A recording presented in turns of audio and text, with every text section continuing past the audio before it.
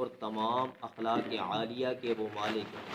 وَإِنَّكَ لَعَلَىٰ خُلُقٍ عَظِيمٍ، اخلاق عظیمہ سے اللہ رب العالمین نے اپنے پیارے حبیب صلی اللہ علیہ وسلم کو نوازا ہے، اور ہمارے لیے حکم یہ دیا کہ تم نے میرے نبی کریم صلی اللہ علیہ وسلم کے اسوہ حسنہ کو اپنانا ہے۔ لَقَدْ كَانَ لَكُمْ فِي رَسُولِ اللَّهِ أُسْوَةٌ حَسَنَةٌ، میرے نبی کا طریقہ تمہارے لیے بہترین نمونہ ہے، اس کو تم اپنی زندگی کے اندر لے آؤ۔ اور قرآن مجید جو کتاب ہدایت آقا کریم صلی اللہ علیہ وسلم کو امت کی رہنمائی کے لیے دی گئی، اس کے بارے میں اللہ نے فرمایا انہ لقرآن عظیم، یہ بہت عظیم کتاب ہے، لکتاب عزیز۔ تو اس لیے یہ جو عظمتوں والی کتاب ہے، بابرکت کتاب ہے، اس کو جو لانے والا فرشتہ ہے وہ بھی باعظمت فرشتہ ہے، اور اس کے بارے میں اللہ نے فرمایا نازل بہ الروح الامین، روح الامین فرشتہ اس کتاب کو لے کر کے آیا ہے، اور آقا صلی اللہ علیہ وسلم کے قلب اطہر پر یہ کتاب نازل ہوئی ہے۔ تو ہمارے لیے لازم یہ ہے کہ ہم اللہ رب العالمین کے ایک ایک حکم کو اور نبی کریم صلی اللہ علیہ وسلم کے ایک ایک مبارک طریقے کو اپنی مقدس زندگی کے اندر لانے والے بن جائیں، جس کے نتیجے میں ہماری یہ دنیا کی زندگی بھی بن جائے اور آخرت کی زندگی بھی بن جائے۔ اس کے لیے ضروری ہے کہ یہ ہماری جو 24 گھنٹے کی جو زندگی ہے، یہ اللہ رب العالمین کے احکامات کے مطابق کیسے بنے گی؟ تو جب تک ہمیں یہ استحضار نہیں ہوگا کہ میرا رب مجھے دیکھ رہا ہے، میری ایک ایک بات کو سن رہا ہے، اور میرے ہر عمل سے واقف ہے، اگر میں اچھے اعمال کروں گا تو اس کے نتیجے میں میرا رب مجھ سے خوش ہوگا، اور میری دنیا بھی بن جائے گی، آخرت بھی بن جائے گی۔ جیسا کہ پیارے پیغمبر صلی اللہ علیہ وسلم نے فرمایا، جو بندہ نماز کی پابندی کرتا ہے، پابندی سے نماز پڑھتا ہے، تو اللہ رب العالمین اس کی رزق کی تنگی کو دور فرما دیتے ہیں۔ اب رزق کی تنگی کا یہ مطلب بالکل نہیں ہے کہ اللہ رب العالمین صرف اس کے کھانے کا بندوبست کرتے ہیں، نہیں، بلکہ اس رزق کا مطلب یہ ہے کہ انسان کو دنیا کے اندر رہتے ہوئے جس چیز کی ضرورت ہے، اللہ رب العالمین اپنے غیب کے خزانوں سے اس کا بندوبست فرما دیتے ہیں۔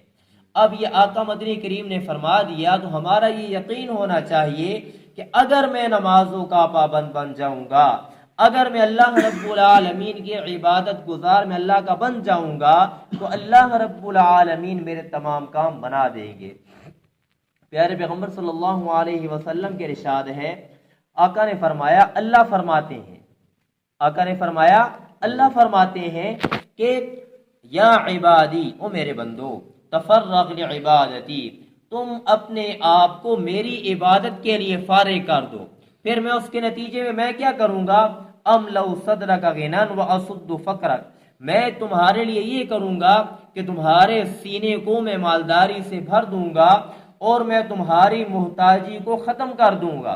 وَإِن لَّمْ تَفْعَلْ، اور اگر تم یہ نہیں کرو گے، اگر تم اپنے آپ کو میرے لیے فارغ نہیں کرو گے، مَلَأْتُ يَدَكَ شُغْلًا وَلَمْ أَصُدَّ فَقْرًا، میں پھر تمہارے ہاتھوں کو کاموں میں الجھا دوں گا، صبح سے لے کر شام تک تم کام کرتے کرتے تھک جاؤ گے، تمہاری محتاجی پھر بھی ختم نہیں ہوگی۔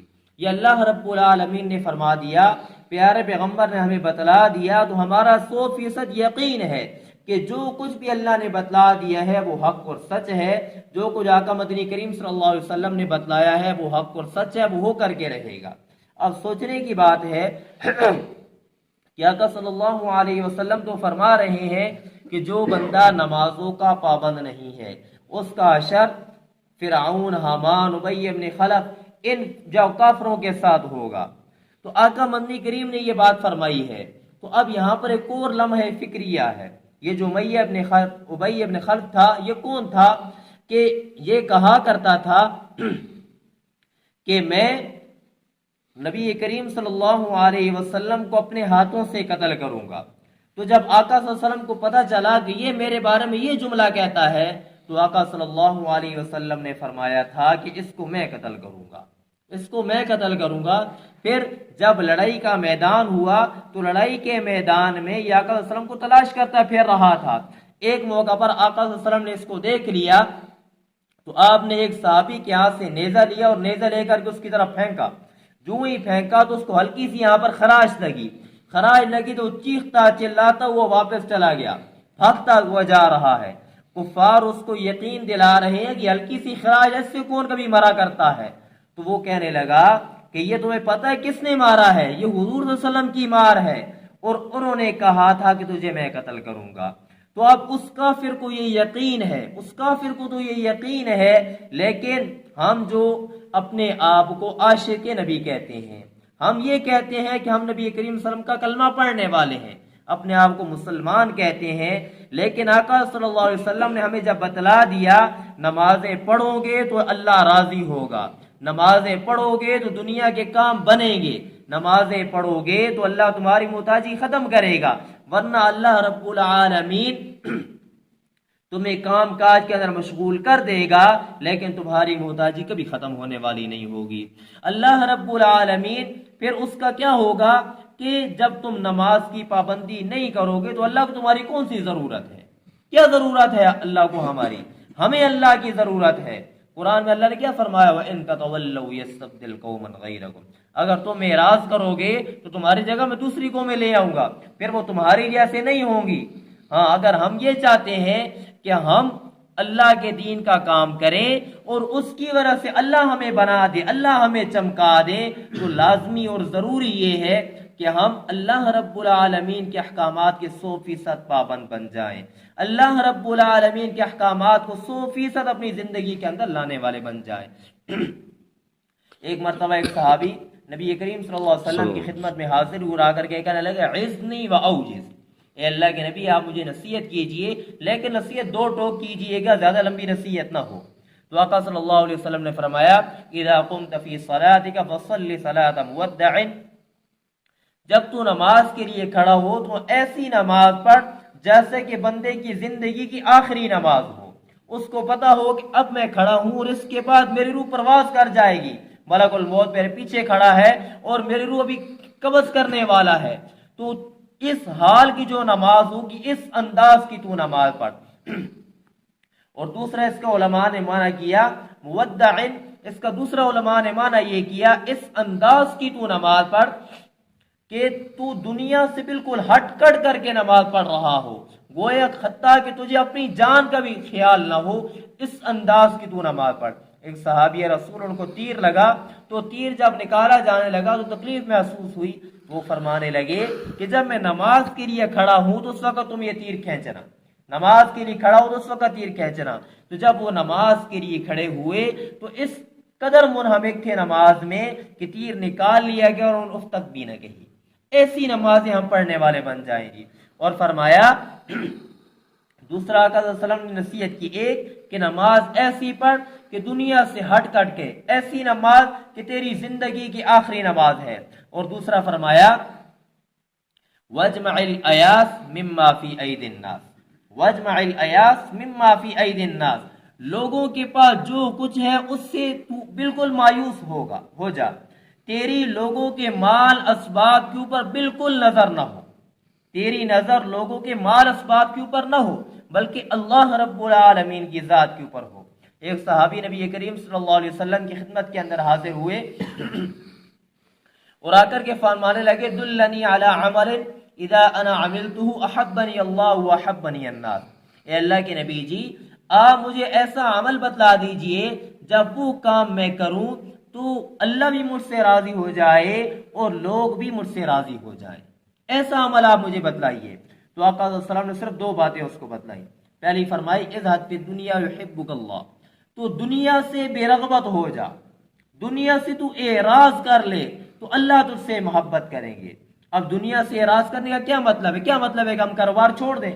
کیا ہم کھانا پینا چھوڑ دیں، لباس پہننا چھوڑ دیں، بیوی بچوں سے ملاقات چھوڑ دیں؟ نہیں، یہ مطلب نہیں ہے، یہ مطلب قطعاً نہیں ہے. بلکہ کیا مطلب؟ دنیا سے اعراض کا مطلب یہ ہے کہ جس طرح ہم بیت الخلاء کے اندر جاتے ہیں، وہاں پر ہم اپنا تقاضا کرتے ہیں، ضرورت پوری کرتے ہیں، لیکن ہم وہاں پر دل نہیں لگاتے بلکہ ہم تقاضا پورا کرتے ہیں، ضرورت پوری کرتے ہیں. جو ہی ضرورت پوری ہوئی بس فوراً باہر. جتنی ضرورت ہے اتنا ہی ہم استعمال کرتے ہیں، اس سے زیادہ نہیں۔ تو دنیا کو ہم نے استعمال کرنا ہے، دنیا کو ہم نے استعمال کرنا ہے، بوقت ضرورت بقدر ضرورت استعمال کرنا ہے، اس کو اپنے دل میں جگہ نہیں دینی۔ قرآن مجید میں اللہ رب العالمین نے جہاں پر دنیا کا ذکر کیا فرمایا متاع الحیات الدنیا، یہ دنیا کی زندگی یہ تھوڑا سا نفع ہے۔ اور متاع عربی کے اندر ایک معنی اس کا یہ کیا گیا کہ متاع اس دجی اور کپڑے کو کہا جاتا ہے جس کے ساتھ عورتیں اپنے برتن مانجا کرتی ہیں، برتن صاف کرتی ہیں۔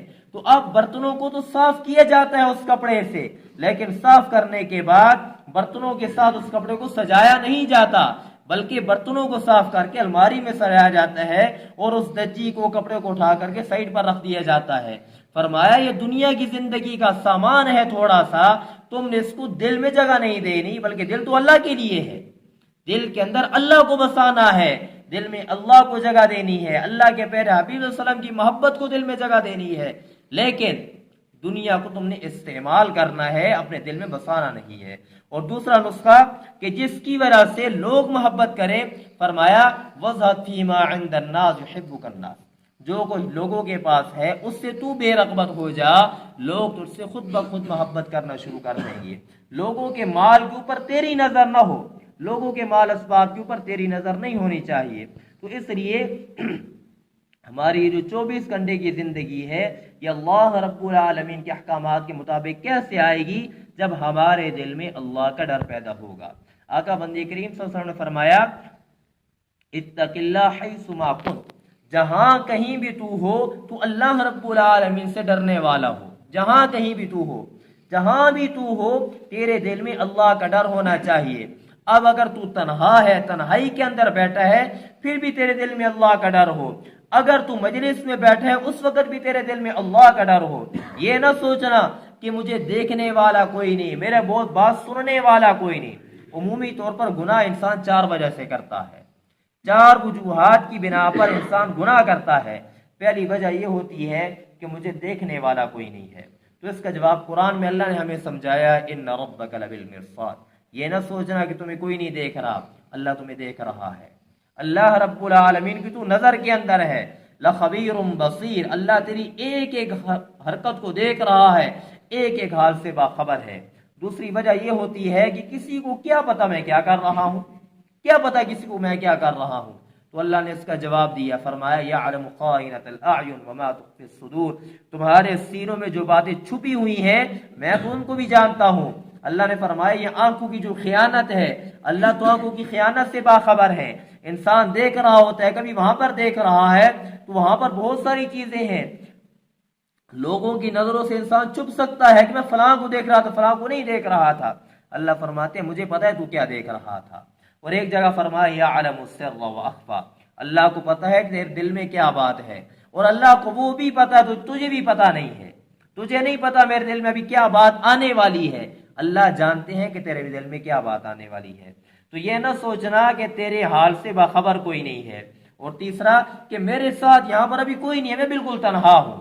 تو اللہ نے اس کا جواب بھی سمجھا دیا، فرمایا وَهُوَ مَعَكُمْ أَيْنَمَا كُنْتُمْ، اللہ ہر وقت تمہارے ساتھ ہوتا ہے، جہاں بھی چلے جو اللہ تمہارے ساتھ ہے۔ تم 2 ہو تیسرا اللہ ہے، 4 ہو 5واں اللہ ہے، سورہ مجادلہ کے دوسرے رکوع میں اللہ نے فرما دیا۔ اور چوتھی وجہ یہ ہوتی ہے کہ انسان یہ کہتا ہے کہ میں جو مرضی کر لوں، میرا کون کوئی بگاڑ سکتا ہے، کوئی ہے جو میرا کچھ بگاڑ سکے، میں جو مرضی کرتا رہوں۔ تو اس کا جواب اللہ نے فرمایا ان اخذہ علیم شدید، اللہ کی پکڑ بڑی سخت ہے، اللہ کی پکڑ بڑی سخت ہے۔ یہ نہ سوچنا کہ تم جو مرضی کرتے رہو، تمہیں کوئی پوچھنے والا نہیں۔ ایک قوم آئی تھی جنہوں نے تکبر کیا تھا، من اشد منا قوہ، ہم سے طاقتور کوئی ہے؟ کون ہے ہم سے طاقتور؟ تو اللہ نے اس کو جواب دیا تھا اولم یروا ان اللہ الذی خلقهم هو اشد منهم قوہ، ان کو یہ پتہ نہیں ہے کہ جس نے ان کو بنایا ہے وہ ان سے زیادہ طاقتور ہے۔ پھر اللہ نے کیا کیا؟ اللہ رب العالمین نے تیز آندھی بھیجی، تیز آندھی بھیجی، اور اس تیز آندھی کے اندر ان کو ایسے اڑایا جیسے تن کے ہوا میں اڑتے ہیں، اور ان کو پٹخ پٹخ کر کے مار دیا۔ کتنی قوت اور طاقت اللہ نے ان کو دی تھی، کھجور کے تنے کو ایسے اکھاڑتے تھے جڑ سے اکھڑ کر کے باہر آ جاتا تھا۔ آپ جانتے ہیں کھجور کی جڑ کتنی نیچے ہوتی ہے، لیکن اتنی طاقتور اللہ رب العالمین نے قوم بنائی، لیکن جب انہوں نے انکار کیا تو اللہ نے ان کے ساتھ یہ حشر کیا، یہ معاملہ کیا۔ تو ہر وقت ہر حال میں ہمارے دل میں اللہ کا ڈر جب ہوگا تو اس کے نتیجے میں ہم گناہوں سے بچیں گے، ہم نیک اعمال کریں گے، نمازوں کی پابندی کریں گے، ذکر و تلاوت کی پابندی کریں گے، ہمارے دل میں ہر وقت اللہ کی یاد ہوگی۔ تو صرف یہ نہیں ہے کہ ہم گناہوں سے بچیں گے، بلکہ وہ بڑی کریم ذات ہے، وہ بڑی کریم ذات ہے۔ اللہ رب العالمین اس کے بدلے میں بھی بہت کچھ عطا فرماتے ہیں۔ فرمایا وَمَن يَتَّقِ اللَّهَ يَجْعَل لَّهُ مَخْرَجًا، جو مجھ سے ڈرنا شروع کر دے گا میں اس کی رزق کی تنگی ختم کر دوں گا۔ وَمَن يَتَّقِ اللَّهَ يُكَفِّرْ عَنْهُ سَيِّئَاتِهِ وَيُعْظِمْ لَهُ أَجْرًا، جو مجھ سے ڈرنا شروع کر دے گا میں اس کے گناہوں کو مٹا دوں گا، اس کے اجر کو بڑھا چڑھا کر کے اس کو بدلا دوں گا۔ وَمَن يَتَّقِ اللَّهَ، جو مجھ سے ڈرنا شروع کر دے گا میں اس کے معاملات کو آسان کر دوں گا، اس کے معاملات کو میں آسان کر دوں گا۔ تو یہ ہمیں ہر حال میں اللہ کا ڈر اپنے دل میں بسانا ہے۔ اب یہ جو محنت ہے کہ ہم سب کے سب دین پر آ جائیں، یہ انبیاء علیہم السلام والی محنت ہے، یہ انبیاء علیہم السلام والی محنت ہے۔ 1,24,000 کم و بیش انبیاء علیہم السلام نے یہ محنت کی۔ آخر میں حضور نبی کریم صلی اللہ علیہ وسلم تشریف لائے، اور تشریف لانے کے بعد انہوں نے صرف یہی دعوت دی، یہی دعوت دی، قولوا لا الہ الا اللہ تفلحوا، لوگو لا الہ الا اللہ کہہ لو، یہ مان جاؤ کہ سب کچھ کرنے دھرنے والی ذات اللہ کی ہے، تو تم کامیاب ہو جاؤ گے، تم کامیاب ہو جاؤ گے۔ جنہوں نے مانا وہ ہوئے کامیاب، اور جنہوں نے نہیں مانا وہ سب کے سب ناکام ہو گئے۔ جیسے کہ کل مسیح صاحب نے بیان کیا، انہوں نے بات بتلائی کہ کامیابی مال پیسے کے اندر نہیں ہے، کامیابی جائیداد کے اندر نہیں ہے۔ مانا ہے بلال نے، تو اللہ رب العالمین نے اس کو اتنا کامیاب کیا کہ چلتا زمین پر ہے، اس کے پاؤں کے چلنے کی آواز اللہ آسمان پر نبی کریم صلی اللہ علیہ وسلم کو سنا رہے ہیں معراج کی رات، چلتا زمین پر ہے تو اللہ رب العالمین وہاں پر آسمانوں پر اس کی آوازوں کو سنوا رہے ہیں۔ تو اللہ رب العالمین اس کو وہ مقام اور مرتبہ دیا کہ جب مکہ فتح ہوا تو بیت اللہ کی چھت پر کھڑے ہو کر کے اذان حضرت بلال نے دی ہے۔ یہ مقام پھر اس ہستی کو اللہ رب العالمین نے دیا ہے جنہوں نے مانا ہے۔ ایک صحابی ہیں، وہ اتنے دبلے پتلے تھے کہ پہلے وہ غلام تھے، ان کو خریدنے کے لیے تیار کوئی نہیں تھا، سالم نام تھا ان کا، کوئی خریدنے کے لیے تیار نہیں۔ لمبا واقعہ ہے، میں صرف 2 لفظ کے اندر اس کو ختم کرتا ہوں جی۔ ان کو کوئی خریدنے کے لیے تیار نہیں تھا، ایک عورت نے خریدا، انہوں نے اپنے خامد کو دیا، وہ عورت اور خامد مسلمان ہو گئے، انہوں نے غلاموں کو بیچنے کے جب فضائل سنے ان کو بیچ دیا۔ پھر یہ نبی کریم صلی اللہ علیہ وسلم کی خدمت کے اندر حاضر ہوئے، انہوں نے قرآن پڑھنا شروع کیا، قرآن پڑھتے پڑھتے اللہ نے ان کو وہ مقام عطا کیا کہ آقا صلی اللہ علیہ وسلم ان کا قرآن سن کر کے خوش ہوا کرتے تھے اور فرمایا کرتے تھے تعریفیں اس ذات کی جس نے میری امت کے اندر ایسے لوگوں کو پیدا فرمایا ہے۔ اور پھر جب یہ ہجرت کر کے مدینہ گئے ہیں تو مدینہ کے اندر یہ امام بنے، اور عمر فاروق رضی اللہ عنہ جیسے لوگ ان کے پیچھے انہوں نے کھڑے ہو کر کے نماز پڑھی ہے۔ کیا وجہ بنی کہ اللہ نے ان کو قرآن زیادہ یاد کرنے کی توفیق اور سعادت سے نوازا تھا۔ تو یہ بہت بڑی بات ہے کہ ہم دین کے ساتھ جڑ جائیں، دین کے ساتھ جڑ جائیں۔ جو بندہ دین کے ساتھ جڑ جاتا ہے اللہ رب العالمین اس کو دنیا میں بھی کامیاب کرتے ہیں، آخرت میں بھی کامیاب کرتے ہیں۔ جو بندہ اپنے آپ کو دین کے لیے وقف کر دیتا ہے تو اللہ رب العالمین اس کے تمام کاموں کو بنا دیتے ہیں، اللہ رب العالمین اس کو عزت عطا فرما دیتے ہیں۔ اب قرآن مجید کا پڑھنا، اس کو سمجھنا، عمل کرنا، یہ بہت عظیم کام ہے۔ اب جو سائنسی ترقی ہو چکی ہے تو اس کی وجہ سے سائنس کی ریسرچ کیا ہے، وہ کہتے ہیں کہ اگر دماغ کے 100 حصے کیے جائیں تو پوری زندگی جو انسان اپنا دماغ خرچ کرتا ہے تو وہ تقریباً 10% خرچ کرتا ہے، 90% بالکل سلامت ہوتا ہے۔ تو اب یہ جو جن کی عمر زیادہ ہو چکی ہے، جو کہتے ہیں ہم زیادہ عمر کے ہو چکے ہیں، اگر وہ بھی کوشش کریں تو وہ بھی قرآن و مجید کو یاد کر سکتے ہیں، یاد کر سکتے ہیں۔ اگر اتنا نہیں ہے تو قرآن و مجید کے لفظی ترجمے کو سیکھنے کی ضرور کوشش کیجیے، ضرور کوشش کیجیے۔ آج کل ایک چیز واضح ہو چکی ہے، ریسرچ کے مطابق قرآن و مجید کے اندر بغیر تکرار کے جو جتنا بھی تکرار ہے، ایک لفظ اللہ نے بار بار استعمال کیا سمجھانے کے لیے، इन्नी लकुम रसूलुन अमीन फत्तकुल्लाह व अतीउन वमा असलुकुम अलैहि मिन अजरिन इल्ला अला रब्बिल आलमीन। ये अल्फाज बार बार कुरान में आते हैं। ऐसे और बहुत सारे अल्फाज हैं जो कुरान में बार बार आते हैं। उनके तकरार को अगर ख़त्म कर दिया जाए तो वो टोटल 2000 अल्फाज बनते हैं। उनमें से 500 लफ्ज़ वो होते हैं जो हम रोज़ाना अपनी उर्दू में बोलते हैं। दुनिया है, आखिरत है, इस तरीके के अल्फाज रोज़ाना हम जहाँ बोलते हैं। और फिर उनमें से जो 1500 अल्फाज हैं, अगर इंसान रोज़ाना की तरतीब पर एक एक लफ्ज़ का तर्जुमा सीखना शुरू कर दे तो वो कम अज़ कम अगर इंसान रोज़ाना डेली 1-1 घंटा देना शुरू करे तो वो तकरीबन 4 से 5 महीने के अंदर कुरान का लफ्ज़ी तर्जुमा सीख सकता है। लफ्ज़ी तर्जुमा जो है वो सीख सकता है। तो हम थोड़ी सी मेहनत करें, अपने आप को दीन के लिए वक़्फ़ करें, और फिर उसके बाद जो अपनी हमारी औलादें हैं उनको हम कुरान मजीद पढ़ाएं, उनको हम कुरान मजीद याद करवाएं। जब मरेंगे तो मरने के बाद हमें इसका पता चलेगा जी। नबी करीम सल्लल्लाहु अलैहि वसल्लम फरमाया अल कुरान शाफ़िउन मुशफ़्फ़उन व माक़िलुन मुसद्दक़ुन, कुरान ऐसा सिफारशी है जिसकी सिफारिश अल्लाह कबूल करेंगे। ऐसा झगड़ालू है, अल्लाह इसका झगड़ा मानेंगे, और फिर जिसने इसको अपने आगे रखा होगा ये उसको जन्नत में पहुंचाएगा, और जिसने इसको खुदा न खासा पीछे डाल दिया, अमल नहीं किया होगा, तो इसको जहन्नुम में डाल देगा। तो इसलिए हमने कुरान मजीद पढ़ना भी है, समझना भी है, इस पर अमल पैरा भी होना है, और अपनी औलादों को पढ़ाना भी है। जो अपनी औलाद को कुरान मजीद बंदे पढ़ा लेते हैं तो आका मंदी की के इरशाद आका ने फरमाया कि अल्लाह फरमाएंगे इक़रा वर्तके वरत्तिल कमा कुन्ता तुरत्तिलु फिद दुनिया, पढ़ते जाओ, जन्नत के दर्जात पर चढ़ते जाओ, जहां पर तेरी आखिरी आयत का जब सूरत कुरान मजीद का इख्तिताम होगा वही तेरा मकाम होगा। और फिर वालिदैन जो होंगे हाफिज कुरान के, उनके सरों पर अल्लाह रब्बुल आलमीन ताज सजाएंगे, अल्लाह ताज सजाएंगे। और जिन्होंने अपने बच्चों को सिर्फ नाजरा पढ़ाया होगा वो भी इससे मारूम नहीं होंगे, अल्लाह उनके सारे गुनाहों को मुआफ फरमा देंगे।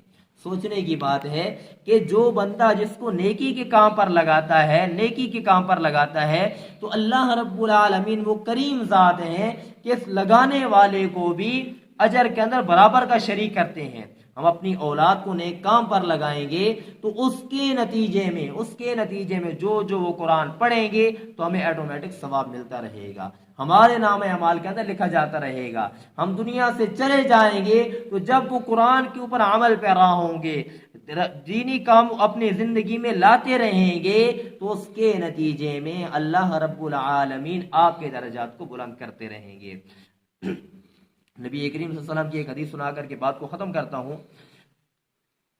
कि जन्नत के अंदर अल्लाह रब्बुल आलमीन एक आदमी का दर्जा बुलंद कर देते हैं।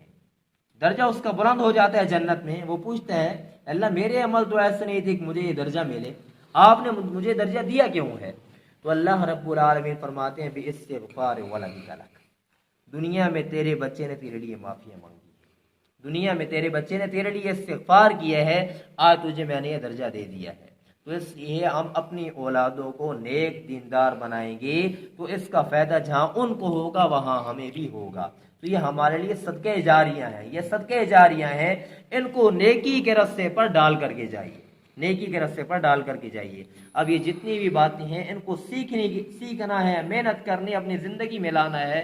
तो वो जो अम्बिया अलैहिमुस्सलाम वाला काम है, उसी काम की मेहनत के लिए ये जमात की चलत फिरत है, नकलो हरकत है कि जब इंसान अल्लाह की राह के अंदर निकलता है, मस्जिद में वक़्त देता है, तो मस्जिद के अंदर बैठने की वजह से बहुत सारे मुज़ाकरे होते हैं, हर एक चीज़ के ज़रूरत के, हमारी जो ज़िंदगी की ज़रूरियात है उनके मुज़ाकरे होते हैं। तो इंसान को उन मुज़ाकरों की वजह से बहुत सारा इल्म हासिल हो जाता है।